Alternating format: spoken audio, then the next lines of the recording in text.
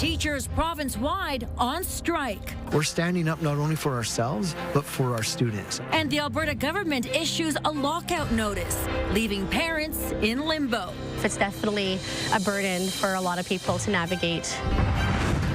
It has no private proponent, no route, no private funding, and would cost taxpayers billions. BC's premier doesn't mince words.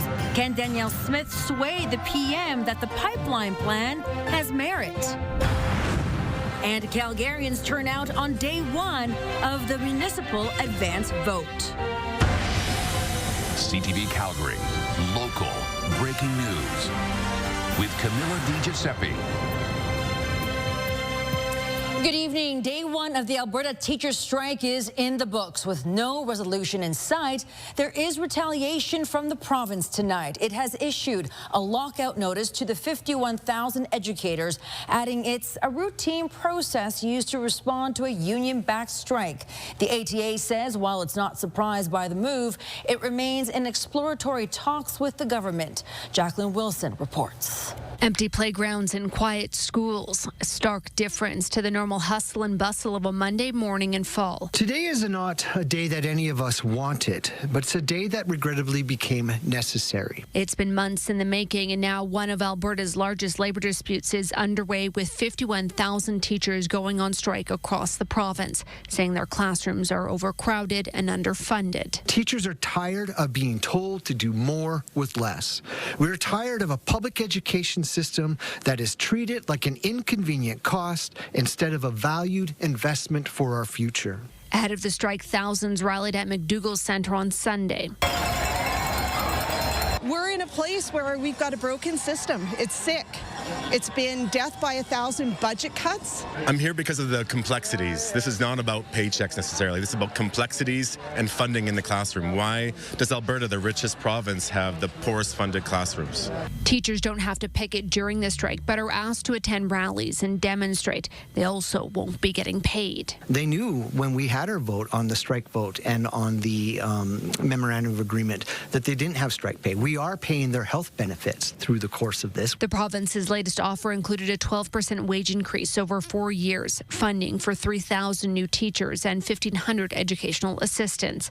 The union says at least 5,000 new teachers are needed. This is a challenging time, but it's also a pivotal time, and we also hope that the government will act sooner than later to meet the demands and the needs that teachers are asking for. A statement from the province says a deal can't be reached without negotiating. Quote, "This is a sad day for our province. Teachers have walked off the job, and nearly 750,000 Alberta students are being kept from their classrooms. I continue to encourage the union leadership to return to the bargaining table with a reasonable proposal for concluding negotiations." Jacqueline Wilson, CTV News, Calgary. The teachers' strike has left parents struggling to find childcare. For some, that means taking time off work. Others are enrolling their kids in camps around the city. With more on the challenges facing parents, here's Tyler Barrow. With the teachers' strike, parents are left to figure out a plan for childcare. Julie Harrison works as a nurse and had to take Monday off to care for her 2 children. Kind of rearrange my shifts around, and, logistics are tough.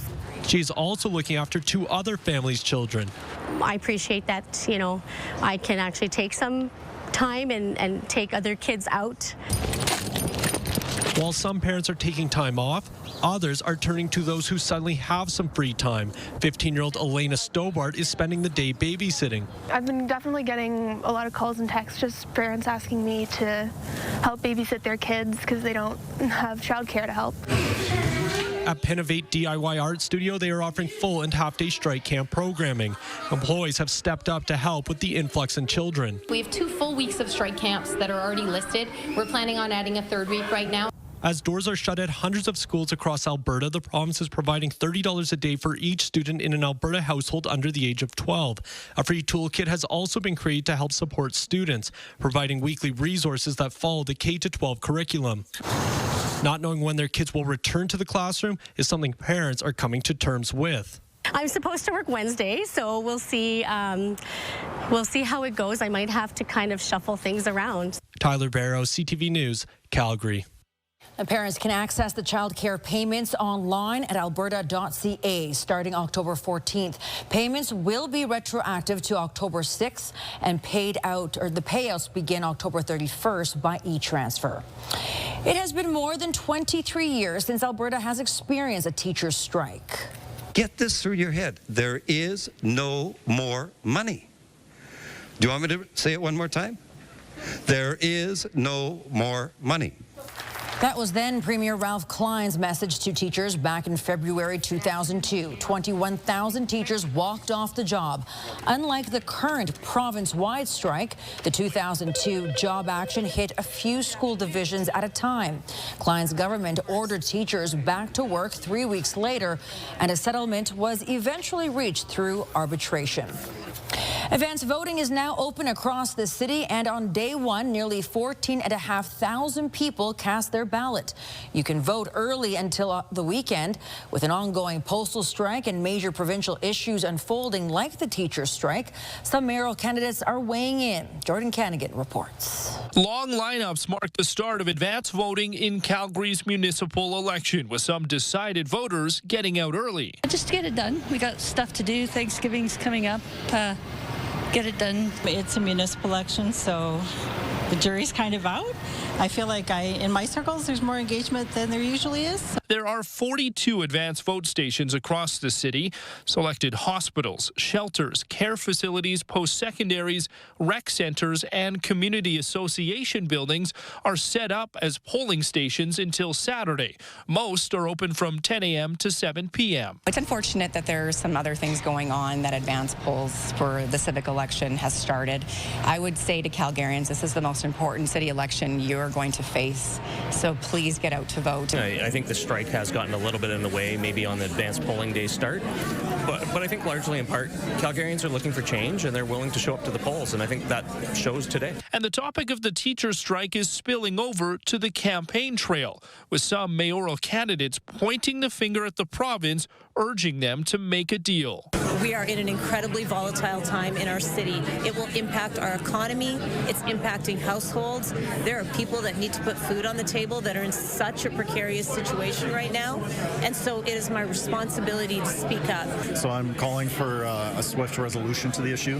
The city's got to step in as well to be able to fill some of the gaps that are traditionally provided in by schools. Jordan Cannigan, CTV News, Calgary. Eligible voters can cast an early ballot at any advance voting station until Saturday. Alberta's premier took her pro-pipeline and resource development message to Quebec and Ottawa, where she met with the Prime Minister. BC Premier David Eby posted a video where he referred to Danielle Smith's proposed bitumen pipeline through his province's northern coast as fictional and non-existent. We have a lot to discuss, part of ongoing discussions, how we are going to build Canada as an energy superpower, how we're building together, a huge range of exciting opportunities there. Smith said she planned to urge Mark Carney to repeal what she calls 9 bad laws that hinder energy production in Alberta. She spoke similarly to Montreal's Chamber of Commerce. Smith told the business group she plans to have a formal proposal to the feds about a pipeline through BC. Alberta is pledging $14 million for the pipeline planning work, and Smith is optimistic Carney will add it to his next list of nation-building projects. While Smith is stressing her points, BC's premier could not have distanced himself more. Eby says it's a calculated move by the Conservatives to create a wedge in the next election at the expense of BC and all Canadians. The Alberta Fantasy Bitumen Pipeline means putting all of that, the major projects, the economy, the jobs, and our coastline at risk. Is this because it's their job to build ports and rail infrastructure? It's their job to build cross-border pipelines, and I think it's the Prime Minister's job to show some courage in showing leadership on this. Smith has not addressed Eby's comments or commented on her meeting with Carney. The premier is holding a news conference in the morning from Ottawa.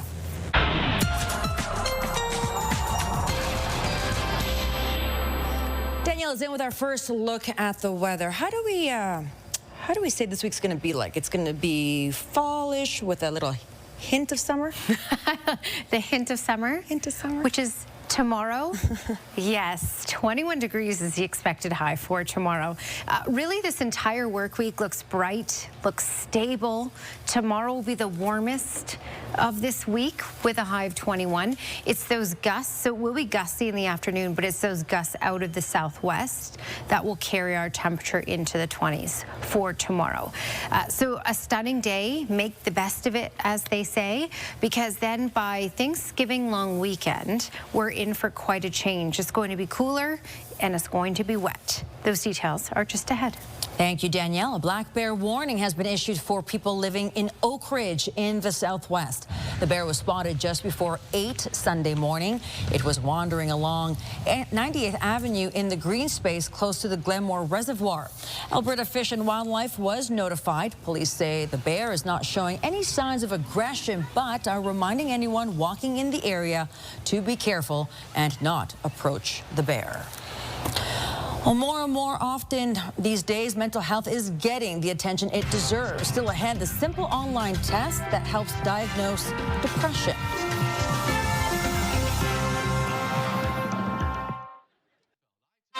You're watching CTV News, Calgary. When's the last time you stopped to check in with yourself about how you are really doing? The Calgary Counseling Centre wants Albertans to prioritize their mental health by offering a free online tool for National Depression Screening Day. The hope is that for people who take a short quiz, it can be the first step toward feeling better. Stephanie Thomas has more. The Calgary Counseling Centre and Counseling Alberta are asking, are you feeling okay? A free, anonymous online screening may help those at risk of or dealing with depression to get connected to support. Once you know that there's an issue, there is help available, and the sooner that you have it looked at and addressed, the easier it is to manage and deal with and get support.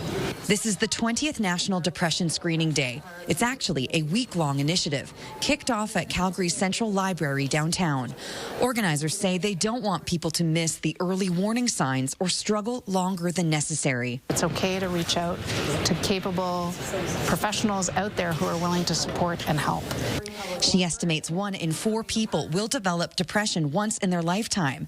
An estimated 1 in 5 Albertans are at risk of some adverse mental health event just this year. It's just kind of a sad time to be living in, perhaps. This attendee also plans to complete the screening and says she prioritizes her mental health with a breathing exercise. Belly breath, deep breath in, and then just a little extra breath on top, and then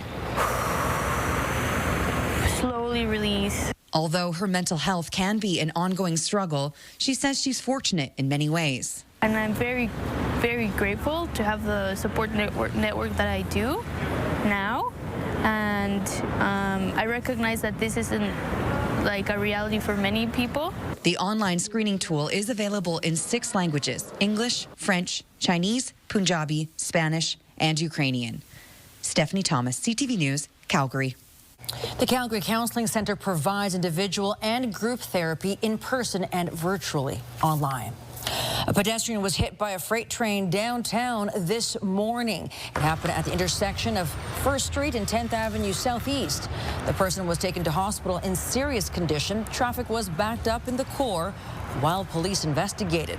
A person was seriously injured after falling onto the tracks at the Lions Park C train station this morning. Police say the victim is in stable condition. The station was closed for several hours while officers investigated.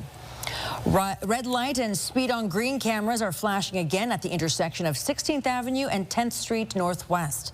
Calgary police asking the province to resume enforcement after a fatal collision there in August.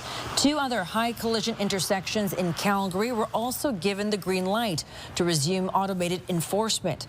Last year, there were 29 fatal collisions on Calgary roads, a 10-year high so far this year. There have been 25 collisions. Calgary harm reduction workers say they've been cut off from the supplies they need to keep people safe. They are warning the impact could be immediate. Here's Kevin Green. In September, SafeWorks, Calgary's harm reduction program, sent this letter to its community partners saying the SafeWorks satellite site program will no longer be available to cover the cost of harm reduction supplies. That program allowed community groups to distribute supplies like clean needles and pipes to users off-site. It really just feels like it's an attack on the community, like the government doesn't want people to do well or even survive. Volunteer groups like Street Cats YYC handed out those now cut-off supplies to people who live with addiction to keep them safe. The cost of giving somebody a pack of 5 needles or a fresh pipe is a lot less expensive than treating someone's hepatitis or HIV later down the line. People using the supplies say it's about more than just clean pipes and needles, it's about connection. They don't just give out pipes either. They give us like pamphlets on like treatment centers and whatnot, right? And other things that go on in the city.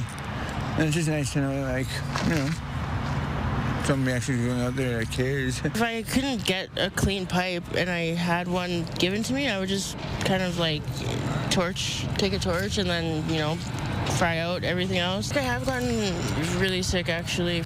A spokesperson for Recovery Alberta told CTV the program, informally known as SafeWorks Satellite Program, supplied 56 satellite sites in Calgary through a 3-year grant from the government, adding there are no plans to add additional funds for more supplies. Kevin Green, CTV News, Calgary. Danielle is up next with her Skywatch forecast, and we do have a lovely day in store. Those details and what is coming up for the rest of the week next.